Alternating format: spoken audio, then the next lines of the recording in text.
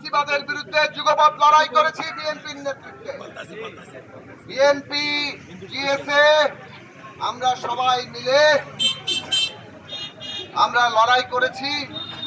এখন আমাদের কাজ হচ্ছে আমাদের নির্বাচন, সংবিধান সংস্কার করে বাংলাদেশের পুনর্গঠন।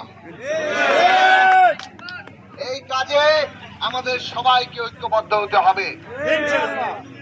এই বাংলাদেশে হিন্দু, মুসলমান, বৌদ্ধ, খ্রিস্টান সবাই মর্যাদার অধিকার নিয়ে থাকবে। এই বাংলাদেশে নারী পুরুষ সবাই অধিকার আর মর্যাদা নিয়ে থাকবে। এইবারের নির্বাচন অত্যন্ত গুরুত্বপূর্ণ। আগামী সরকারে আমরা একটা প্রভাব রাখতে পারবো।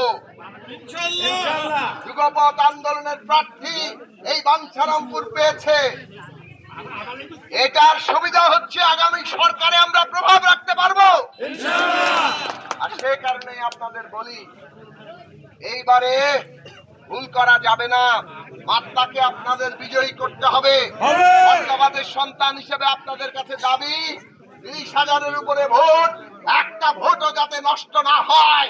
যদি আমরা জয়লাভ করতে পারি, এই বাঞ্ছারামপুর হবে বাংলাদেশের মডেল থানা। যে তরুণরা জীবন দিয়ে অভ্যুত্থান করলো, সেই তরুণদের জন্য একটা উজ্জ্বল ভবিষ্যৎ তৈরি করতে হবে। তারা যাতে মাদকের কবলে না পড়ে, সন্ত্রাসের কবলে না পড়ে, চাঁদাবাজির কবলে না পড়ে। তাদের জন্য দরকার শিক্ষার কর্মসংস্থান। সেইটার ব্যবস্থা আমরা করব।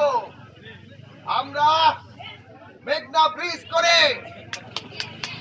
আমরা এইখানে যোগাযোগ ব্যবস্থার উন্নতি করব এবং বাঞ্ছারামপুর তখন হবে ব্যবসা বাণিজ্যের বিনিয়োগের একটা ক্ষেত্র। আমাদের এই বাঞ্ছারামপুরের বাসিন্দারাই বিদেশে আছে, তারা রেমিটেন্স পাঠায়, তারা দেশে ফেরে বিনিয়োগের জায়গা পায় না। তারা বাঞ্ছারামপুরে বিনিয়োগ করতে পারবে। মরিচা থেকে উজানচর পর্যন্ত পুরো মেঘনার দ্বীপ বিনিয়োগের কেন্দ্র হয়ে উঠবে। আমরা শিল্পাঞ্চল করে তুলবো, এখানে বিসিক শিল্প গড়ে তুলবো।